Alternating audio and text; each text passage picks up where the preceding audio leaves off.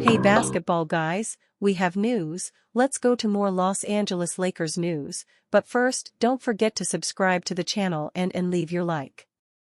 Lakers are amid rumors of new signings, facing the Los Angeles Clippers. The Lakers are in 6th place in the Western Conference and have had a good season, but still short of saying they are favorites. There are recent rumors that next week the Lakers will make trades and sign 2 or 3 players, or just one star. Next week Rob Pelinka will act and announce the news in the cast.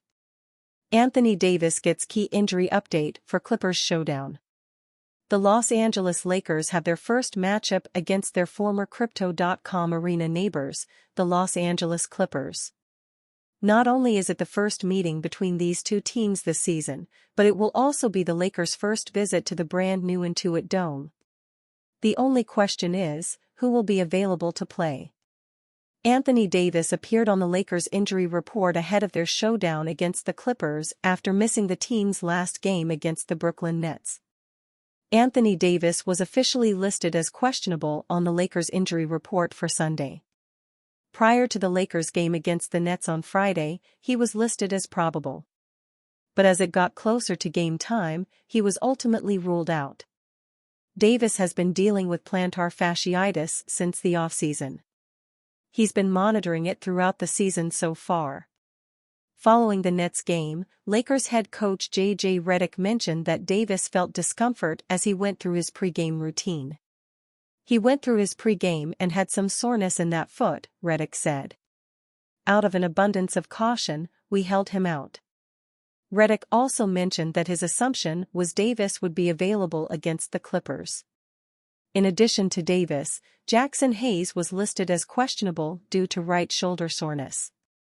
Lakers changing frontcourt rotation. The Lakers' frontcourt has seen numerous changes this season. They haven't been able to field a healthy rotation as Jared Vanderbilt and Christian would have yet to make their 2024-25 season debut. While Vanderbilt recently received a major injury update, he still isn't quite ready to take the court. There is no current update on Wood's status.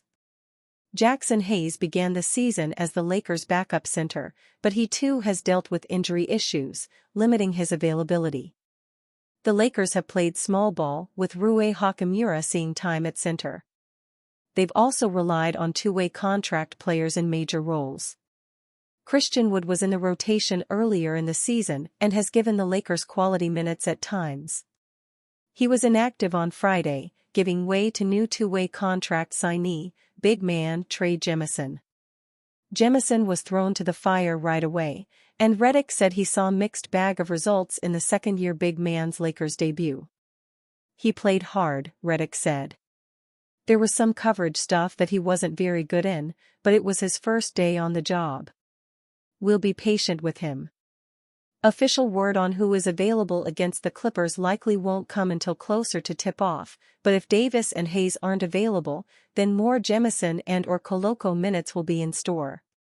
Lakers and Clippers set to square off for the first of 4 times this season. Once the home city of the Los Angeles Lakers for 32 seasons and 6 NBA championships, the team returns to Inglewood, California, on Sunday, this time as the visitor.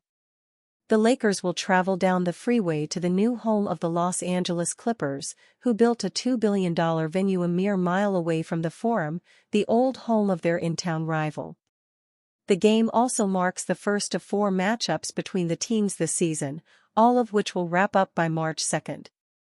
The Lakers enter after consecutive victories, the most recent of which was a 102-101 nail-biter over the visiting Brooklyn Nets that came as star Anthony Davis watched from the bench while dealing with plantar fasciitis.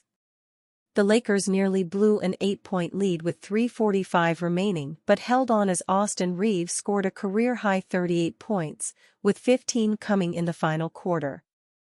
LeBron James added 29 points with 8 assists. Lakers head coach J.J. Redick expects Davis to return to the court Sunday. Reeves wasn't just stepping up to fill the Davis scoring void, he has taken on a higher profile role in the offense for a month, during a time when point guard D'Angelo Russell was traded to the Nets on December 29.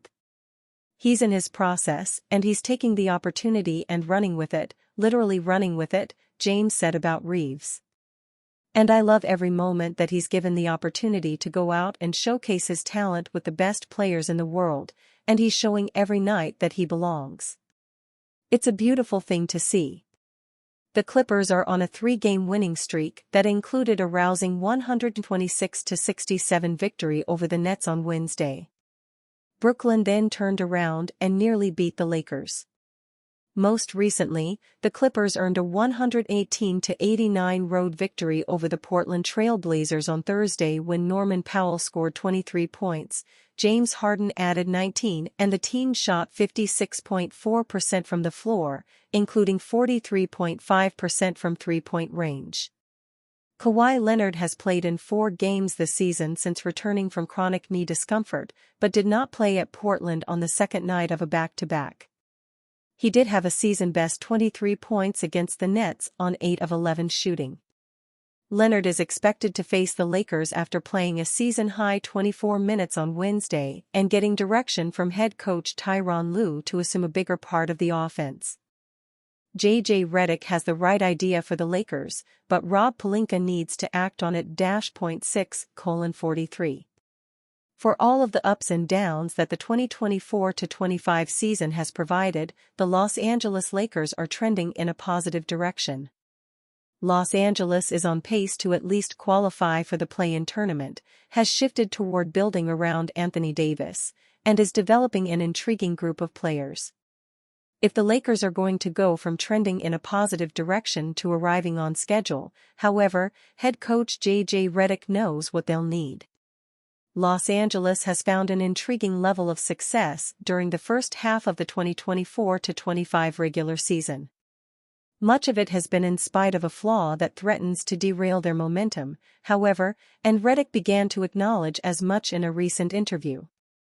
Per Dave McMenamin of ESPN, Redick spoke about his intention to utilize more 2-big sets that enable Anthony Davis to play alongside a center.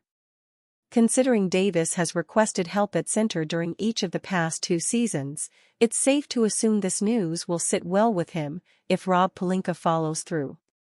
J.J. Redick wants to play Anthony Davis with a 5, but will Rob Pelinka help? Los Angeles has been at the heart of trade rumors throughout the 2024-25 regular season. The most common position the Lakers have been expected to upgrade at is center, due in no small part to Davis's well-documented desire for a high-level teammate at the 5 spot. Washington Wizards center Jonas Valanciunas is the most commonly mentioned name, with the roots of Los Angeles's interest taking hold during the 2024 period of free agency. With mere weeks remaining until the 2025 NBA trade deadline, however, the Lakers are running out of time to find an upgrade. Asking prices will only increase the longer they wait, as leverage shifts in the favor of the seller when they know teams are desperate. It's the unfortunate reality of what has thus far been an eventful but potentially insufficient display from the Lakers front office. The decision to trade for Dorian Finney-Smith was equal parts essential and well-scouted. Finney-Smith has provided instant value as a defender, 3-point shooter, and offensive rebounder for a team in need of help in all 3 areas. Unfortunately, the lack of ideal depth at center has the Lakers ranked number 23 in defensive rebounding percentage, number 25 in second-chance points allowed, and number 28 in opponent points in the paint. Those areas of objective weakness likely contribute to Redick's interest in exploring 2-big lineups. Davis plays a multifaceted role on defense, including the considerable amount of time he spends defending the perimeter, which calls for the need for a reliable presence inside. It's up to Pelinka to orchestrate what's quickly shaping up to be a last-minute trade for a player who can help address the Lakers' greatest flaws.